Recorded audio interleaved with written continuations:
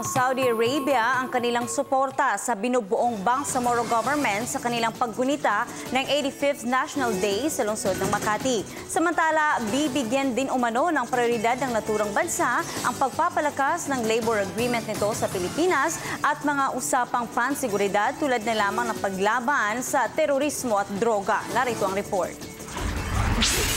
Tila nasa ibang bansa kami. Ito ang sumalubong sa amin sa okasyong paggunita ng 85th National Day ng Saudi Arabia sa isang hotel sa lungsod ng Makati. Dito ay pinakita nila ang magarbong disenyong Arabo sa ating bansa. Mula sa mga pailaw nito, dekorasyon, set-up ng tents, at hanggang sa pagkain, pakiramdam mo tuloy nasa Saudi ka nga, lalo't napapalibutan pa ang okasyon ng mga Arabo't dayuhang mga panauhin. Ang bagong upong ambasador ng Saudi sa Pilipinas na si Dr. Abdullah N.A. Al-Busayri, marami man daw hamon sa kanya, iisa-isahin niya ang mga isyong kanyang kakaharapin. Sa ngayon, bibigyan niya ng prioridad ang pagpapalakas pa ng ugnayan ng dalawang bansa at susubukang mas mapalakas pa ang labor agreements at mga usapang pansiguridad tulad na lamang ng paglaban sa terorismo at droga. Anya, tulad ng paglaban sa ISIS na kilalang terror group, ang kanilang bansa kasama ang mundo, seryoso sila sa usaping sugpuin ito. Isang seryosong usapin ang terorismo gaya na lamang ng ISIS na nilalabanan ng Saudi Arabia. Bagamat may mga usapan na sa pagitan ng iba't ibang usapin, sinisikap pa rin naming makahanap ng paraan upang ito'y sugpuin. داعش وأيضا هناك في تعاون بين المملكة العربية السعودية والفلبين في محاربة داعش. هناك في تعاون معلوماتي بين البلدين وسوف يستمر إن شاء الله ويقوى أيضا في محاربة هذا الإرهابيين داعش. Samantala, ayon sa ambasador, sa ngayon mahigit kumulang 1 milyong mga manggagawang Pilipino na ang nagtatrabaho sa Saudi Arabia at patuloy pa rin itong humihimok na mga nais magtrabaho doon.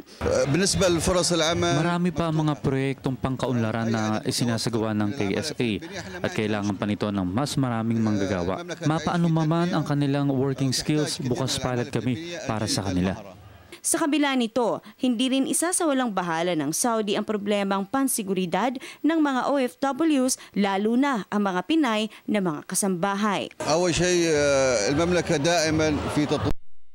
Ang Saudi government patuloy na nangangalap at pinag-aaralan kung paano mas palalakasin ang seguridad ng mga OFWs. Pero sa pagkakaalam namin, masaya sila sa kanilang tinatamasang trabaho doon, yung respeto, maging yung kanilang proteksyon.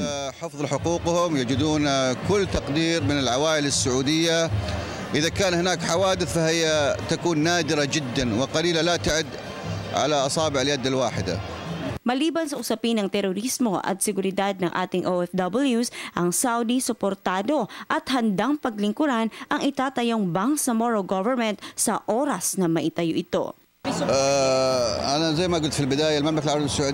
Ang aming bansa ay miyembro ng international group na binuo upang tugunan at bigyan tulong ang MILF at ang pamahalaan upang magtagumpay ang peace process. Isa pa, handang tulungan ng Saudi Northern Philippines para mapaunlad ito. Kaya't oras na maisabatas ang BBL, asahan ng agarang tulong sa bubuhing Bangsamoro mula sa aming bansa. Hindi man nakadalo si Pangulong Aquino sa nasabing pagtitipon, nagpasalamat pa rin si Ambassador Al-Busayri sa gobyerno at sa lahat ng dumalo. Dito, nag-iwan siya ng mensahe sa pamahalaan at sa buong sambayan ng Pilipino.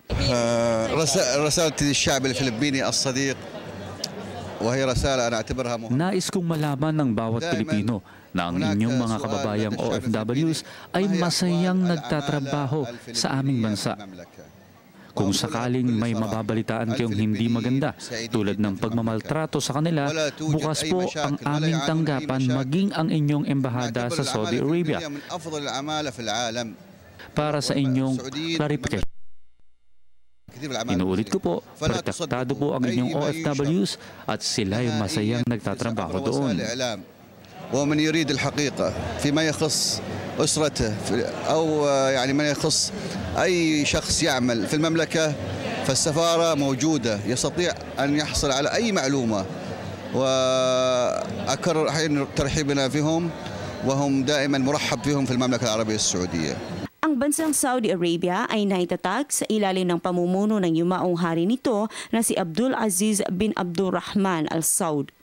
Para sa Telebisyon ng Bayan, Princess Habib Basari.